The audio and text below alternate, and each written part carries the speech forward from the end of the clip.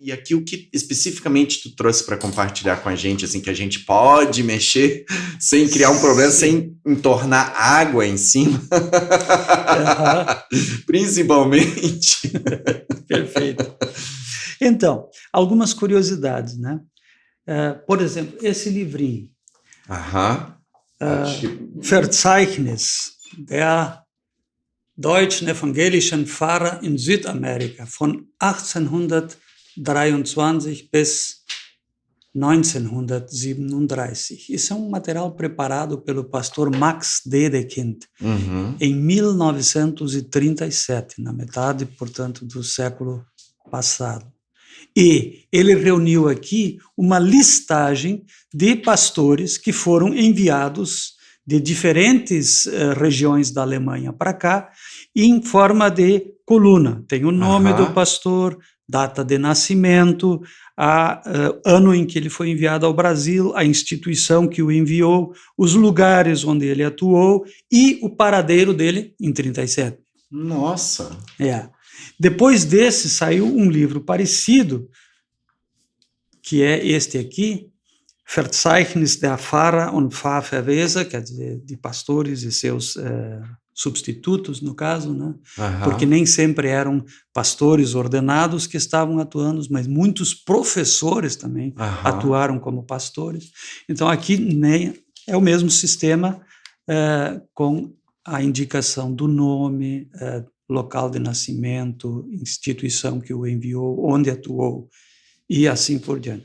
Isso tem servido, às vezes, para o pessoal poder identificar a história dos seus pastores, né, nas comunidades.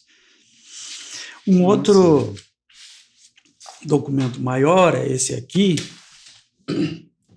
que, na verdade, é um exemplar, um dos volumes de uma Bíblia Sagrada, uma tradução de Martin Luther, dos anos 1880. Ela é realmente pesada e ela é ilustrada.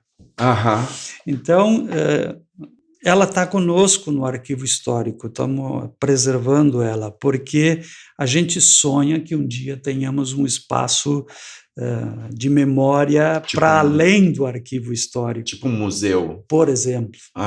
Um museu eclesiástico poderia abrigar uma obra como essa aqui.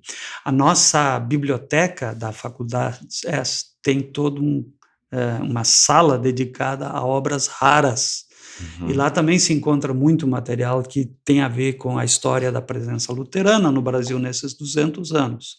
Então, coisas como essa caberiam bem num espaço assim. Talvez para entender, né? Um arquivo histórico, em geral, está mais focado na preservação de documentos que foram produzidos, aquilo que a gente chama de fontes primárias, né?